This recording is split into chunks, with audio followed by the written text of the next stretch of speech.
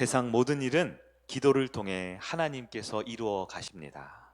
하나님이 하나님의 때에 하나님의 방법으로 이루는 것, 그것이 모든 인류사에게 주어진 하나님의 뜻이에요.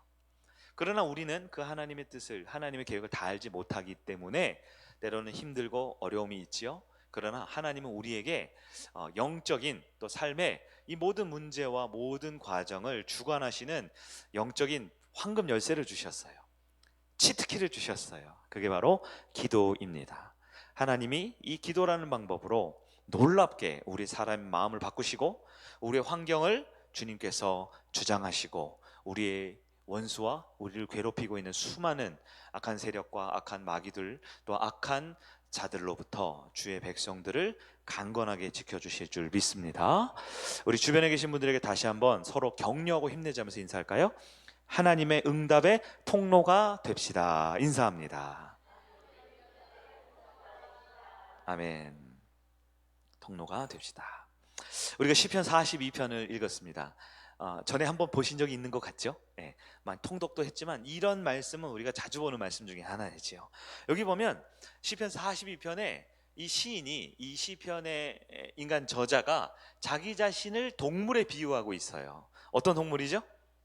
네, 사슴에 비유하고 있습니다. 이 사슴이라는 동물은요, 물냄새를 가장 잘 맡는다 그래요. 여러분 물냄새 아세요? 물냄새? 이게 비 오기 전이나 그다음에 이럴 때 나타나는 그 냄새가 있잖아요. 저는 여러분과 달리 대자연 속에 살고 있습니다. 예, 어, 배산 임수 뒤에 좋은 산이 있어서 저는 봄, 여름, 가을, 겨울뿐만 아니라 365일 매일매일 이 공기가 바뀌고 날씨가 바뀌고 해가 길어지고 짧아지는 게 매일매일 느껴지는 곳에 아주 좋은 곳에 살고 있는데요. 제가 전에는 몰랐어요. 거의 37, 8년을 모르다가 이 성일교회 부임하고 나서 느낀 게 이 자연의 냄새가 있구나 이런 걸 느끼게 돼요. 풀 냄새나 이 산 냄새나 특히 이 공기의 냄새가 다른 것 같아요. 사슴은 물 냄새를 가장 민감하게 잘 맡는 동물이라고 해요. 왜냐하면 물이 없이는 사슴은 하루도 살 수 없기 때문이라고 합니다. 사슴은 매일 물을 마셔야 돼요. 아니, 모든 생명체는 매일 물을 마셔야 되잖아요. 근데 사슴은 하루라도 물을 먹지 않으면 금방 기진하고 탈진해서 스스로 죽어버린 동물이라고 하네요. 그러면 여기서 사슴이 간절히 찾고 있는 물은 무엇일까요? 물이 무엇일까요? 물. 네. 사슴은 누구였어요? 사슴은 우리잖아요. 인간 저자잖아요. 인간 우리.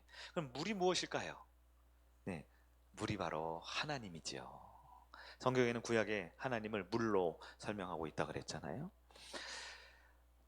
사슴이 물을 간절히 찾는데요. 그냥 찾는 게 아니라 간절히 찾는데요. 여러분 옆에 물이 있으면 물 마시고 싶다 그러면 우리는 이렇게 마실 때 간절히 물을 마시진 않잖아요. 네, 근데 사슴이 갈급한 채로 찾는데요. 왜 그럴까요? 이 영적 의미를 여러분 깊게 들어가. 내가 사슴이 돼야 돼요. 우리 제자한테 앵글 배우잖아요. 그냥 사슴이 목말랐나 보다, 찾았나 보다 그러면 안 되고요. 내가 사슴이 돼야 돼요. 사슴이 물을 찾듯이 우리가 누구를 찾아요? 하나님을 찾는데 갈급히 찾는데요. 기도만 하면 응답되고 말씀만 들으면 은혜가 되고 부흥회 한번 하니까 사업이 빵빵 터져요. 그럼 여러분 하나님을 갈급히 찾나요? 그렇게 잘 안 돼요. 우리가 하나님을 갈급히 찾는 이유가 있죠. 왜냐하면 하나님이 안 느껴지기 때문에 그렇습니다. 하나님을 잘 모르겠으니까 그러는 거예요. 알고 싶은데, 느끼고 싶은데, 은혜 받고 싶은데 잘 안 느껴지고 잘 모르겠는 거예요. 그래서 갈급히 찾아요. 갈급히 안 찾으면요, 사슴이 물 없이는 살 수 없는 사슴이 갈급히 안 찾으면 어떻게 돼요? 죽어버리겠죠. 죽어버리겠죠. 그러면 살려고 하는 사슴은 어떻게 됩니까? 찾아야 됩니다. 못 찾겠는데요, 안 나타나는데요, 아무리 냄새를 맡아도 물 냄새가 안 나타나고 잘 모르겠어요. 어딘지 모르겠어요. 그래도 어떻게 해요? 그래도 또 뛰고 또 찾아야 되죠. 왜요? 그래야만 살기 때문에 그렇습니다. 우리가 그리스도인으로서 살아가는데요, 하나님에 대한 마음에 의심이 들 때가 있어요. 회의라고 하거든요. 신앙 표현으로 회의. 뭔가 의심한다라는 걸 영적으로 회의한다 그래요.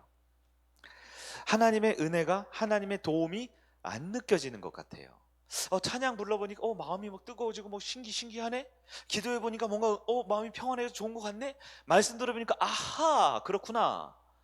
그런데 그게 하루 이틀 한 주 두 주 1년 2년 지나면 근데 진짜 하나님 있는 거 맞는가 의심이 되고 불안하고 그 하나님이 안 느껴지고 하나님을 나중에는 아이 모르겠다 싶은 생각이 들 때가 있다라는 거예요.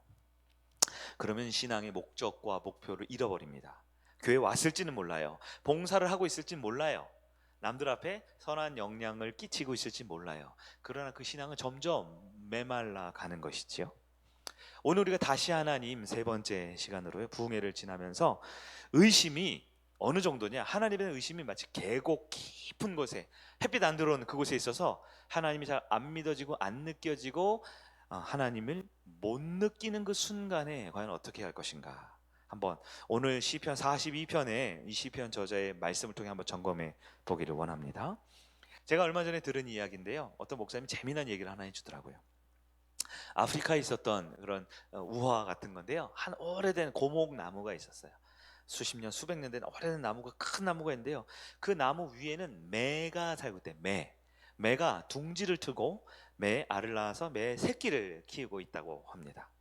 근데 이 고목나무의 제일 아래 밑둥에는 조그만 땅굴을 파고 거기에 이 야생 돼지가 있는데요, 돼지가 가족을 이루고 있대요. 돼지 새끼를 낳아서 새끼를 키우고 있다고 합니다.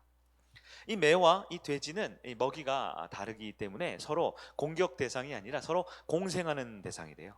서로 먹이를 이렇게 채집하고 먹고 하는 가운데 서로 안 먹는 거 있으면 나눠 먹기도 하고, 서로 뭐 매가 먹다가 이게 똥을 싸면 거름이 돼서 돼지가 살기 좀 더 윤택한 환경이 되기도 하고, 돼지가 잡아온 음식 같은 거 남으면 매가 와서 먹기도 하고, 공생을 오랫동안 평화를 유지했대요. 근데 이 매와 이 돼지를 시샘하는 여우가 한 마리 있었습니다. 샘이 많은 여우가 어떻게 하지, 저놈들 꼴 보기 싫은데, 그러다가 어느 날 찾아가서 이간질을 했대요. 매에게. 매야, 저 밑에 있는 돼지 있지? 잘 알아? 잘 알지. 우리는 오랫동안 친구였어. 근데 조심해라. 저 돼지가 너의 새끼를 노리고 있어. 돼지가 맨날 뭐 하고 있어? 나무 밑둥 파고 뭐가 이렇게 킁킁 냄새 맡고 나무 밑둥을 갉던데, 그거 다 이 고목을 쓰러뜨려서 너의 새끼들을 잡아먹으려고 그러는 거야. 돼지 조심해야 된다. 이렇게 말을 했어요. 그리고 얘기를 하고 내려오는 길에 바로 돼지를 만납니다. 돼지한테 뭐라 그럴까요? 야, 돼지야, 저 매 잘 알아? 그렇지. 저 위에서 있는 우리 이웃 사촌이야. 근데 조심해라. 저 매가 너의 새끼들을 노리고 있어. 너가 먹이를 찾으러 저기 들로산으로 가잖아? 그럼 저 매가 새끼들을 힘있게 강하게 훈련시켜서 어느 날 되면 저 날카로운 발톱으로 너 예쁜 새끼 돼지들을 잡아가서 먹으려고 하고 있어. 조심해라. 이렇게 이간질을 했대요. 자, 매와 돼지의 마음이 어떤 마음이 들었을까요? 그 순간 서로를 믿지 못하는 거예요. 왜 믿지 못하냐? 자신의 소중한 것에 빼앗길지 모른다라는 의심이 들기 시작했기 때문에 그런 거예요. 내가 정말 중요하게 여기고 정말 소중하게 여기는 것이 잃어버릴지 모른다라는 생각이 드니까요, 매는 돼지는 매를 의심하고 서로 경계하기 시작했습니다. 그리고 그날부터 밥을 먹지 않고 서로의 새끼를 지키기 시작했어요. 돼지가 먹이를 구하러 갈 때 매를 보는데 매가 있으면 새끼를 잡아갈까 봐 먹이를 구하러 가지 못했습니다. 매도 새끼를 위해서 먹이를 잡으러 갈 때 밑에 봤는데 돼지가 있으면 저놈들이 갑자기 나무 둥지를 갉아먹어서 나무를 쓰러뜨릴까 봐 지키느라고, 새끼들을 지키느라고 가지 못했대요. 어떻게 됐을까요? 얼마 지나지 않아서 매도 돼지도 다 굶어서 아무런 힘이 남아있지 않을 때 그 여우가 찾아와서 매와 돼지의 새끼를 다 잡아먹었대요. 여러분, 결국 의심이라는 것은 파멸에 이르게 만드는 거예요. 의심이라는 것은 실체가 없지요. 진실이냐 아니냐 그게 중요하지 않아요. 의심이 갖기 시작하면 결국 사람의 영혼을 파멸시키는 거예요. 사탄이 성도들에게 가장 많이 하는 게 무엇이냐? 팔다리 부러뜨리는 게 아닙니다. 교통사고 나게 하고 통장에 마이너스 생기게 하는 게 아니에요. 우리는 그럴 때마다 누구를 찾아요? 우리가 믿음이 있으면 주님을 찾잖아요. 사탄은 그거 제일 싫어한다고 그랬잖아요. 사탄은 우리의 마음에 의심을 심어주고 하나님에 대한 의심과 하나님에 대한 그런 불만과 하나님에 대한 두려움과 여러 가지 복잡한 심정을 줌으로써 결국은 나 말고는, 내 가장 가까운 분들 말고는 믿을 게 없게 만드는 것이 바로 사탄이요, 결국 성도의 삶을 무너뜨리고 파멸에 이르게 하는 게 사탄의 역할입니다. 여러분 혹시 이런 감정 든 적이 있으세요? 최근에 도대체 왜 나에게 이런 일이 벌어지는 거야? 도대체 남들은 다 잘 먹고 잘 사는데 왜 나한테, 난 꽤 괜찮은 사람인데 왜 나한테 이런 일이 벌어지는 거야? 억울하고 답답하고 믿을 사람이 없이 느껴지는 것 가운데 하나님에 대한 의심이 싹 트고 있지 않습니까? 그러면 우리는 이랬죠. 하나님 진짜 계신 거 맞아요? 하나님 어디 계신 거예요? 좀 나타나셔서 나에게 말씀해 주시고 좀 알려주세요. 너무 답답합니다. 이런 생각이 들 때가 있을 거라는 거예요. 이러면요, 의심이 하나가 든 게 아니라 의심의 깊은 골짜기, 의심의 계곡에 들어가 버리는 상황이 있지요. 여러분 어떻게 우리는 다시 굳건한 믿음으로 사망의 음침한 골짜기를 나와서 주님과 함께 푸른 초장, 쉴 만한 물가에 누리게 될까요? 오늘 말씀을 통해 우리는 몇 가지 영적인 지침을 한번 여러분 새길 수 있으면 새겼으면 좋겠어요. 첫 번째로 우리는 기억해야 합니다. 기억해야 돼요. 무엇을 기억할까요? 과거에 만났던 하나님을 기억해 내셔야 합니다. 우리가 언제 하나님에 의심되고 하나님이 불안하고 그러냐? 고통이 있을 때 그러는 거예요. 고통이 있을 때 우리는 영적으로 굉장히 민감해지기 때문에 하나님을 찾고 싶어져요. 희망이 없는 것 같은 절망의 상황이 들 때 하나님이 진짜 있는 거 맞는가? 혹은 내 주변에 아무도 없어요. 나 혼자인 것 같아요. 외롭고 쓸쓸하고 고독해요. 그리고 기도를 하는데 기도 응답이 안 돼요. 즉 신앙생활이 잘 안 풀릴 때라는 거예요. 고통이 있을 때, 희망이 없을 때, 고독할 때, 기도에도 응답이 없을 때, 어쩌면 바로 지금 우리의 모습일 수도 있겠다 싶어요. 지금 내가 하나님이 그러면 안 믿어지는데요. 왜 안 믿어지냐? 중요한 겁니다.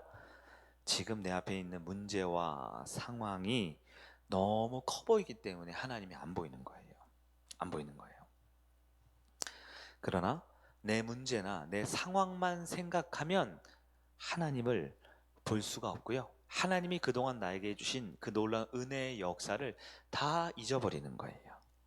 하나님의 은혜야 하나님이 맞나요? 네. 근데 우리가 은혜의 하나님을 못 느끼죠. 그럼 우리가 못 느끼면 하나님은 은혜가 없는 걸까요? 이런 예를 들어볼게요. 우리가 어렸을 때, 어린 친구들도 있네요. 우리 혜원이도 오늘 왔네요. 부모님께 크게 야단을 맞았어요. 크게 야단을 맞았어요. 때로는 회초리로 매를 맞았어요. 그럼 어때요? 어때요? 화가 나죠. 원망스럽기도 하고 짜증도 나고 억울하고 우리 부모 맞아? 나 사랑하는 거 맞아? 의심도 들 때가 있죠. 얘기해보세요. 초등학생 우리 김주열이 부모님한테 막 혼이 나요. 그러면 나를 사랑하는 거 맞아? 나한테 왜 이렇게까지 심하게 하지? 의심이 들 때가 있다는 거예요. 근데 제가 하고 싶은 얘기예요. 한번 잘 생각해 보라고요. 내가 부모님께 혼나고 부모님한테 억울하고 부모님이 속상한 건 그 순간이에요. 순간. 그 순간이라고요. 이게 무슨 얘기냐?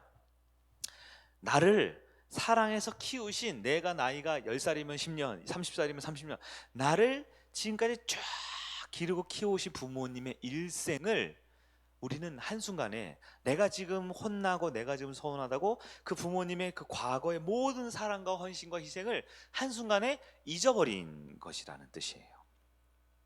부모님이 어떤 분입니까? 잘 생각하셔야 돼요. 우리가 어렸을 때 아프면요, 나를 위해서 뜬 눈으로 밤을 지새우면서 간호하셨어요.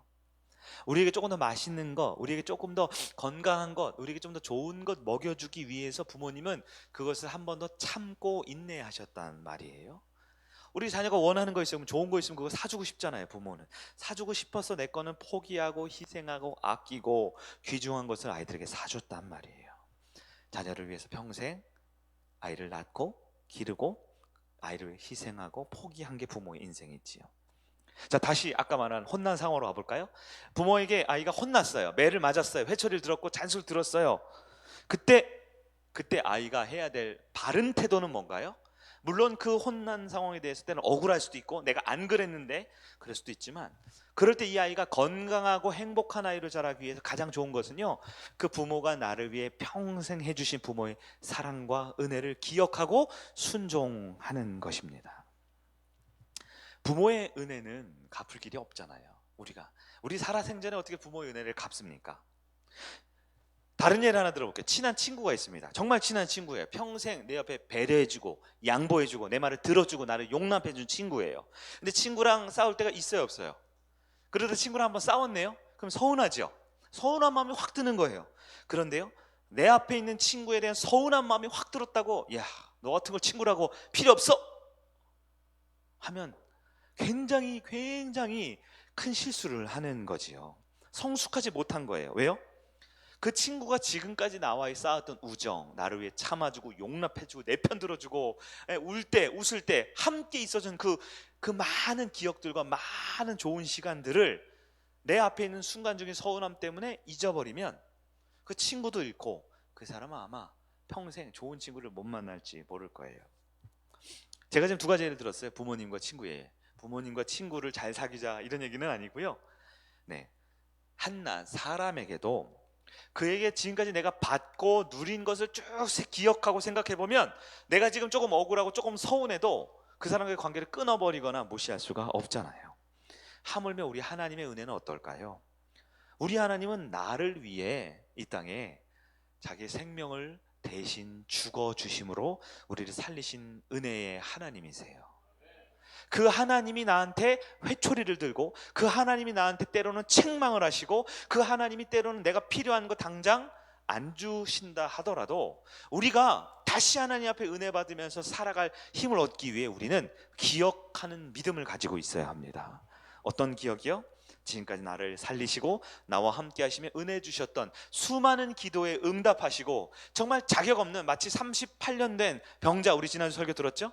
그렇게 완고하고 내 생각과 내 뜻으로 종교 가지고 승부를 보려고 하는 내 인생에 또 찾아오셔서, 아들아 그래도 기도하자, 딸아 그래도 괜찮아, 다시 내 앞으로 와 불러주시는 그 하나님의 은혜, 그것을 기억할 때 우리는 다시 영적인 암흑기로부터 벗어날 수 있다라는 것입니다. 이번 주 여러분 매일 묵상을 보면 우리가 은혜의 길목이라는 표현이 있어요. 은혜의 길목. 은혜 받는 수단, 이거죠. 우리 이번 주 주제가 은혜 받는 방편. 하나님이 부흥회 때 은혜를 주셨는데 이 부흥회 주신 은혜가 이렇게 슥 사라지기가 쉬워요. 보통 수련회 하면. 오늘 찬양 어땠나요? 뜨거웠나요? 제가 뒤에서 보니까 여러분 박수 치는 게 좀 아직은 남아 있더라고요.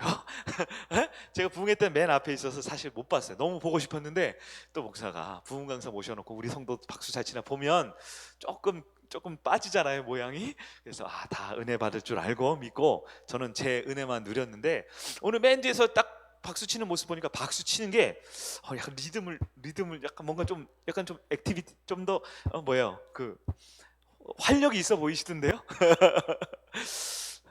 약발이 오래 가야 될 텐데. 네, 우리가 은혜를 받았지만 그 은혜가 마치 밑 빠진 독에 물처럼 확 빠져버릴 때가 있죠. 우리 비빔면 맛있게 끓인 다음에 이렇게 체에다 탁 얹으면 물이 쫙 빠져버리고 면만 남듯이 그 하나님의 은혜가 쫙 빠져버릴 때가 있단 말이에요. 근데 은혜를 계속 지속하기 위해서 기독교 역사와 종교개혁자들과 우리 기독교 신앙인들의 삶을 통해 교회에 주신 은혜의 방편, 수단이 세 가지가 있다라고 했어요. 첫 번째는 하나님의 음성을 듣는 거죠. 뭐예요? 말씀입니다. 두 번째는 하나님께 내 마음을 아뢰는 거죠. 뭐예요? 기도죠. 마지막, 하나님과 연합하는 거죠. 하나님과 하나가 되는 거죠. 그게 성도의 교제. 이것이 가장 발현된 것이 바로 성례, 성찬식이에요. 우리가 이번 주에 이제 성찬식을 하잖아요. 그 전까지도 잘 하셨지만 그 의미를 잘 새기셔야 돼요. 내가 말씀으로 듣고 기도로 아뢰지만 내 행위로, 먹고 마시는 동참하는 행위로 예수와 연합되는 것, 이게 바로 은혜의 수단입니다. 그 은혜의 수단의 길목이 있어요. 삭개오는 예수를 만나기 위해서 뽕나무에 딱 올라갔어요. 그 뽕나무가 어느 뽕나무예요? 예수님 지나가는 길목의 뽕나무였다라는 거예요. 병든 사람들이 어디 있어요? 예수님 오는 길목에 있다라는 거예요. 여러분, 우리가 이렇게 금요일에 와서 기도하고 말씀 듣고 찬양하는 게 은혜의 길목이잖아요. 이 기목을 잘 지켜야 돼요. 그런데 이렇게 지킬 때 그냥 있으면 안 되고요. 반드시 기억할 수 있어야 합니다. 지금까지 내가 금요 예배를 드릴 수 있게 해주시고, 기도할 때마다 응답을 해주시고, 내 삶의 힘들고 어려운 순간마다 나를 지키고 보호하시는 하나님을 기억해 내는 것이 믿음이다 라는 거예요. 여러분, 좋은 믿음은 기억하는 믿음입니다. 하나님의 은혜와 감사를 또 한번 기억하고, 할 수 있으면 매일 묵상에 메모하시고, 감사 노트를 기록하고, 내가 설교 메모를 하면서 요약만 하지 말고 내게 주신 하나님의 은혜와 은사를 기억하고 또 간증하고 우리 목장 예배를 통해 나눌 수 있는 여러분 되기를 바랍니다. 두 번째, 의심이 너무 많이 들고 힘들 때 어떻게 되는가? 바로 일상에서 하나님의 뜻을 알아야 한다. 저게 하나님 저렇게 나오는데 저게 동글뱅이 가운데 있는 거 있죠? 번데기처럼 생긴 거. 저게 헬라어로 세오스의 약자로 하나님이란 뜻이에요. 네. 일상에서 누구의 뜻? 하나님의 뜻. 우리가 하나님을 기억하려고 하는데요, 매일 묵상을 하는데요, 예배를 드리는데요, 찬양을 부르는데요, 근데 그래도 의심이 되고 영적인 의욕이 안 생길 때가 있을 수 있어요. 내가 매주 금요예배를 드리고 매주 봉사를 하고 매주 기도를 하고 매일 묵상 안 빼먹는데 그래도 영적인 의욕이 막 안 생기고, 뭐지 힘든데 어려운데 이렇게 될 때가 있다라는 거예요. 근데 여러분 잘 들으셔야 돼요. 그래서 말씀이 필요합니다. 우리는 내 안에 있는 뭔가로 사는 사람이 아니라 내 밖에 있는 진리가 내 안에 들어올 때 우리에게 생명이 있습니다. 말씀을 잘 들으셔야 돼요. 하나님은 결코 내가 원하는 대로만 응답하지 않는다 라는 것을 우리는 꼭 기억하고 있어야 돼요. 별로 듣고 싶지 않은 말일 것 같아요. 하나님은 내가 원하는 대로만 응답한다 아니다? 아닌 거예요. 예를 들어 볼게요. 우리가 어떤 자격 시험을 준비합니다. 국가고시 중요한 시험을 봐요. 시험을 보는데 합격하면 좋겠죠. 열심히 했는데 근데 떨어졌어요. 낙방했어요. 안 됐어요. 그러면 우리는 떨어질 때 다음 시험을 준비할 때 합격하고 싶어요? 해도 되고 안 해도 그만이에요. 하고 싶죠. 저만 그래요? 여러분 그렇죠? 시험을 떨어졌어요. 다음에 또 본단 말이에요. 또 보려고 해요. 그러면 다음에는 꼭 붙어야지 이런 생각 같죠? 그게 누구의 뜻이에요? 나의 뜻이죠. 근데 우리 그리스도인들은 여기서 한 발 더 나가서 내가 하나님의 아들이잖아. 하나님 난 복 주기로 했잖아. 기도할 수 있잖아. 그러니까 열심히 기도하고 신앙생활 잘하고 열심히 할 테니까 다음 시험에 꼭 합격해야지 라고 생각한다는 거예요. 그러면 이때 우리가 믿는 하나님은 어떻게 해야 돼요? 나를 도와줘야 돼요? 팔짱 끼고 네가 알아서 해야 돼요? 하나님 날 도와줘야 돼요? 안 도와줘야 돼요? 도와줘야 된다라고 지금 누가 생각한다? 저만 그렇게 생각해요? 우리 다 그렇게 생각하죠? 내가 열심히 했는데 떨어졌어요. 다음에 또 해야지. 그럼 붙을 것 같죠? 붙고 싶죠? 그리고 하나님 도와줘야 된다고 생각하죠? 근데 여기서 잠깐만 홀드해 놓으세요. 잠깐 붙들어 놓고, 근데 여러분 혹시 하나님이 그 시험이 아니라 요거 말고 요거 정리하고 다른 시험을 봐서 다른 시험에 통과해서 더 크고 아름다운 하나님의 계획대로 살게 해주신 뜻이 있을 수 있을까요? 없을까요? 어떻게 그렇게 잘 아셔요? 네? 다시 말해, 내가 삼성전자에 들어가고 싶어요. 삼성 막 준비했는데 떨어졌어. 근데 0.1점 차로 떨어졌어. 아까워. 그래, 다음에 더 열심히 하고 기도하면 될 거야 라고 생각한다 안 한다? 하죠. 그리고 기도하면 하나님 도와줄 것 같다 안 같다? 근데 그럼에도 불구하고 하나님은 삼성전자가 아니라 뭐 있어요? 저 구글이나 애플이나 하여튼 전 세계적으로 더 훌륭한 회사에 나를 보내고 싶은 하나님의 뜻이 있을 수 있다 없다? 근데 나는 그 뜻을 알아야 몰라요. 자, 다시 이제 돌아오겠습니다. 무슨 얘기를 하고 싶냐면, 하나님의 뜻이 내가 원하는 뜻과 항상 맞지 않는다는 거예요. 다 알고 계셨죠? 근데 그렇게 안 한다니까요. 마치 내가 간절히 바라는 건 다 하나님의 뜻인 것인 줄 우리가 내 마음대로 하나님을 막 조정하고 싶어요. 하나님 팔을 확 비틀어가지고 일로 오세요. 빨리 이 합격 통지서 주라고 빨리 이러면서 그러지 않아요? 우리는 내가 간절히 원하면 그게 하나님 뜻인 줄 알고요, 내가 간절히 노력하면 그게 하나님이 응답 주는 줄 알아요. 근데 하나님은요, 꼭 기억해야 돼요.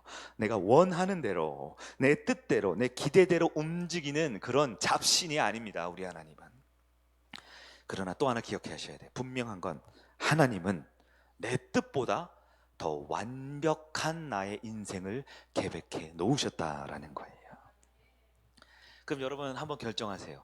여러분 뜻대로 고집하며 살래요? 조금 말할 때 하나님의 뜻대로 살래요? 뜻대로 살아야겠죠. 왠지 대답하기는 좀 자존심 상하는데 여러분의 고집대로 하시겠어요? 하나님의 뜻을 알아야겠어요. 네, 우리는 그래서 하나님의 뜻을 알아야 돼요. 하나님의 뜻을 아는 것은 두 가지가 있어요. 성경 안에서 하는 게 있습니다. 성경 안에서 하나님의 뜻은 하나님의 심정, 하나님의 마음을 알아야 돼요. 하나님의 속성, 하나님의 성품을 알아야 돼요. 하나님의 역사하는 방법, 하나님이 어떻게 하는지 알아야 돼요. 그것도 모르고 성경 읽고 내가 원하는 것만 아멘 아멘 아멘, 내가 좋은 것만 은혜 받는 것만 탁탁탁 뽑아가지고 이대로 내가 될지어다 아멘 할렐루야, 그거는 기독교가 아니에요. 우리 하나님은 내 뜻대로 움직이는 잡신이 아닙니다. 두 번째, 성경에서 하나님의 심정과 속성과 방법, 즉 하나님의 마음과 하나님의 성품과 하나님의 역사하심을 내가 알아야만 그분 말씀 앞에 나아가는데요. 두 번째는 우리 일상생활에서도 하나님의 뜻을 알아야 됩니다. 내가 누구를 만나고 어느 학교에 들어가고 어느 직장에 취업을 하면서 누구와 결혼을 하고 집을 어떻게 사고 무엇을 해야 될지, 내 삶의 수많은 결정과 선택에 있어서 하나님의 뜻을 알 수 있어야 돼요. 그 하나님의 뜻을 구하지도 않고 관심도 없고 그냥 내 뜻만 계속 주장해요. 나 이거 사달라고, 빨리 고민형 200개 있으니까 201번째 고민형 사달라고 계속 내가 원하는 것만 주장하면 그건 어린아이의 신앙일 수밖에 없는 것이지요. 여러분, 하나님의 뜻을 알아야겠죠. 그래서 우리가 11월 첫째 주부터 우리가 책을 하나 읽을 건데, 교회에서 사람 모집해서 아무나 못 들어와요. 모집해서 하나님의 뜻에 대한 책을 한 권 읽고 한번 그분의 뜻에 우리 일상생활에 적용해 보기를 원하는데요. 여러분, 성경에서 하나님의 뜻을 아는 것, 그 성도의 본분이고요. 우리 일상에서도 내가 되는 대로 사는 게 아니라, 내가 원하는 대로 사는 게 아니라 하나님의 뜻을 내 삶에 받아들이는 순종, 그로 인한 참 자유를 누리는 것, 그것이 우리 일상에서 하나님의 뜻을 안다라는 거예요. 여러분, 하나님의 뜻을 분별할 수 있는 지혜가 필요합니다. 그럴 때 우리는 의심의 계곡에서 나와서 자유롭고 당당하게 신앙생활할 수 있어요. 수강신청 다 하세요. 이번 주일날 다음 주부터 하는 하나님의 뜻 고전 신앙 강독 다 참석하시길 바라요. 마지막 세 번째로는 자기 비하와 자책을 해서는 안 됩니다. 많은 성도들이요, 고난과 고통의 상황 가운데 하나님을 의심해요. 하나님 앞에 불안해해요. 근데 사실 그게 하나님을 의심하고 하나님을 불안해하는 게 아니라 내 자신을 의심하고 내 자신을 못 믿는 것일 수가 있어요. 예를 들어 볼게요. 우리 남녀 사이에 보면 끊임없이 남녀 사이 서로 의심하는 사람들이 있죠. 네, 사랑을 의심해요. 뭐 상대가 아무 문제가 없어요. 근데 별일이 아닌데도 끊임없이 나를 사랑하는지, 뭐 다른 사람 쳐다보고 있지 않는지, 뭐 어떤지 하고 자꾸 의심하고 불안해하는 경우가 있죠. 근데 이건요, 사실 상대가 의심스러운 게 아니라 내가 의심스러운 거예요. 내가 불안하고요. 내가 나의 뭐라 그럴까요? 이제 자존감이라는 표현이 지금 예배 시간에 맞는지 모르겠지만, 내가 나에 대한 인식과 나에 대한 부분이 너무 자존감이 약하고 열등감에 빠져 있고 비교 의식과 이런 마음에 있을 때 자꾸 상대방, 내 가까운 사람을 의심하고 비난하고 불안해하고 공격하는 모습으로 나타난다라는 거예요. 이 얘기가 왜 중요하냐면, 우리가 하나님을 믿을 때도요, 하나님을 의심하고 하나님을 두려워하고 불안해하는데 그 이유가 내가 건강한 신앙인이 아닐 때 그래요. 내가 믿을 만한 성도가 아니니까. 내가 주일 성수와 내가 헌금 생활과 내가 기도 생활과 내가 말씀 생활, 내가 봉사 생활에 성실하고 정직하고 진실하지 못하기 때문에 조금만 하나님이 나한테 응답을 안 주는 거 같고, 조금만 내가 은혜를 못 받으면 나 같은 거 하나님이 또 나를 응답 안 해주는 거 아니야? 날 사랑 안 하는 거 아니야? 하면서 영적인 자기 비하, 영적인 자책에 빠지는 경우가 있다라는 거예요. 그럼 어떻게 됩니까? 어떻게 돼요? 영적으로 자기 비하하고 자책에 빠지고, 어쩌면 우리 다 해당 조금씩 될 수 있죠. 네? 나 같은 게 기도해도 될까? 그냥 모르겠어. 오늘 그냥 기도하지 말고 그냥 핫도그만 들고 바로 가야 될 거야. 기도 안 돼 오늘. 내 내면이 이렇게 깔아앉으면 어떡합니까? 제가 답을 드릴까요? 알려드릴까요? 그냥 기도하세요. 지금 기도하셔야 되는 거예요. 여러분, 사랑 많이 받고 자란 아이들의 특징이 뭐냐면요, 사랑을 많이 받는 애들은요 굉장히 애가 뻔뻔합니다. 그래서요, 사랑받는 애들은 어디 가든 사랑받죠. 예? 집에서 사랑받으면 교회에서 사랑받고 학교에서 사랑받죠. 인기도 많죠. 그런 친구들 딱 보면요, 그냥 뻔뻔 그 자체예요. 낮에 혼나요. 막 혼나고 그랬는데도요, 밤에 잘 먹고 잘 자요. 그 다음날 아침에 일어나서 아무렇지 않게 아빠 안아줘 하고 막 3단 뛰기 해가지고 막 목마 태워요. 어젯밤에 막 매 맞고 그랬는데도 굉장히 뻔뻔하죠. 근데 그게 그 자존감이 강해서 그래요. 나는 우리 아빠 아들인데, 내가 우리 아빠 딸인데, 내가 무슨 잘못했지만 그건 그거고 빨리 맛있는 밥 주시라고요. 신앙생활을 그렇게 해야 돼요. 뻔뻔하게 해야 돼요. 하나님 앞에. 그걸 우리는 담대함이라고 말합니다. 그것을 우리는 하나님 앞에 배짱 있게 뻔뻔하게 기도하는 거예요. 여러분 오늘 어때요? 완벽한가요? 우리가? 그러나 여러분 그냥 기도하세요. 또 구하세요. 여러분 구하는 기도가 2류 3류 기도라고 누가 그러던가요? 하나님은 구해야 돼요. 왜냐면 하나님 부자니까요. 능력 있잖아요. 우린 부자가 아니고 우린 능력이 없잖아요.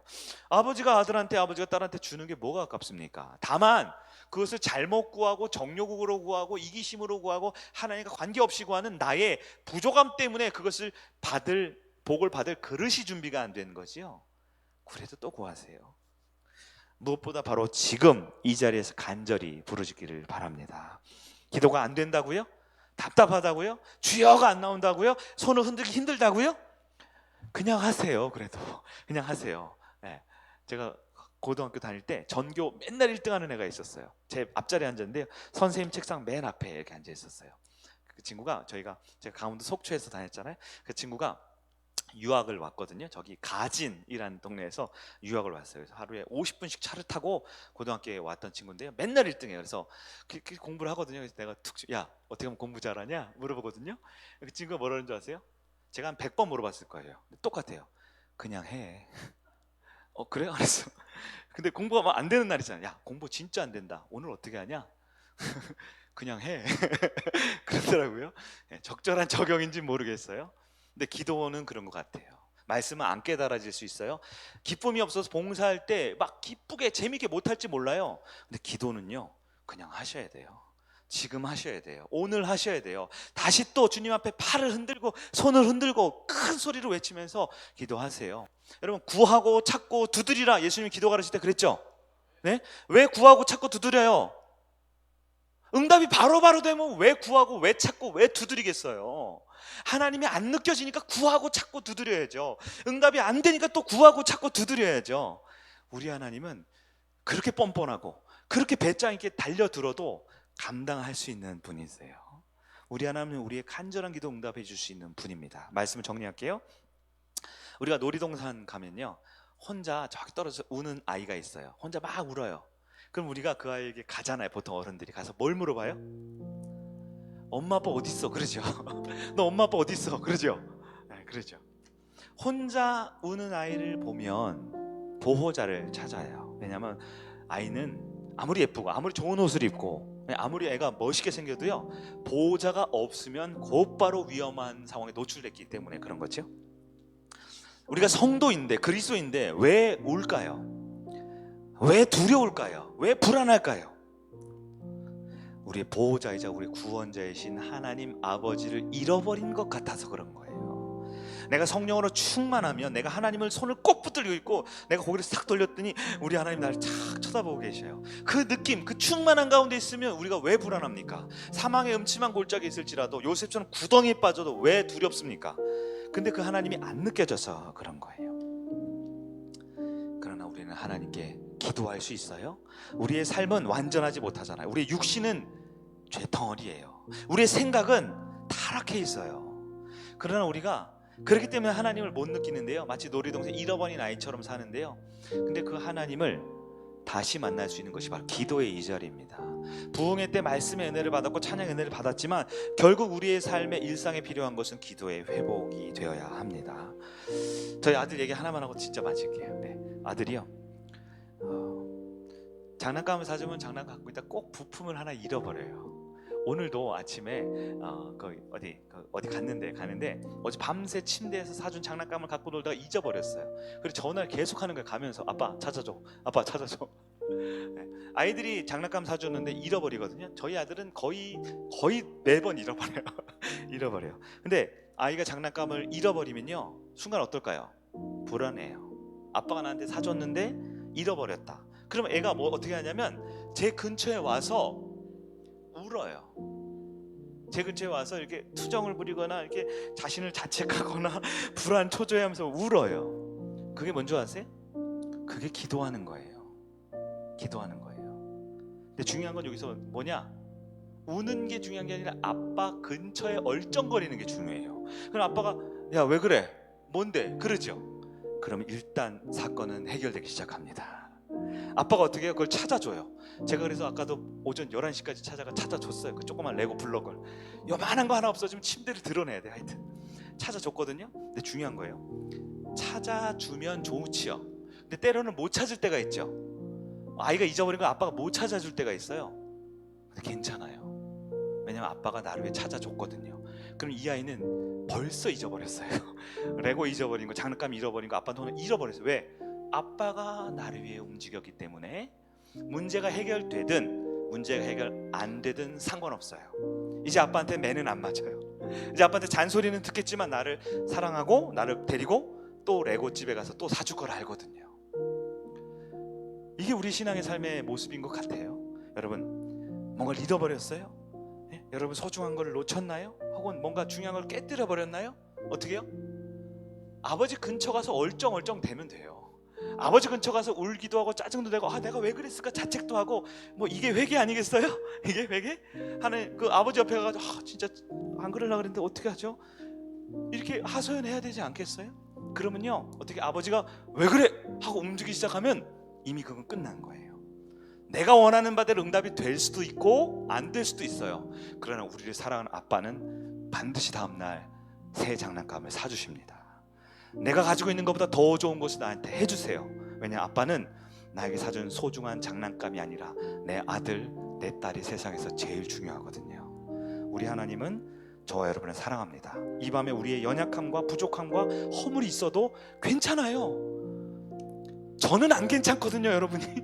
여러분은 제가 안 괜찮죠? 근데 우리 아빠는 괜찮아요. 하나님은 우리를 괜찮게 봅니다.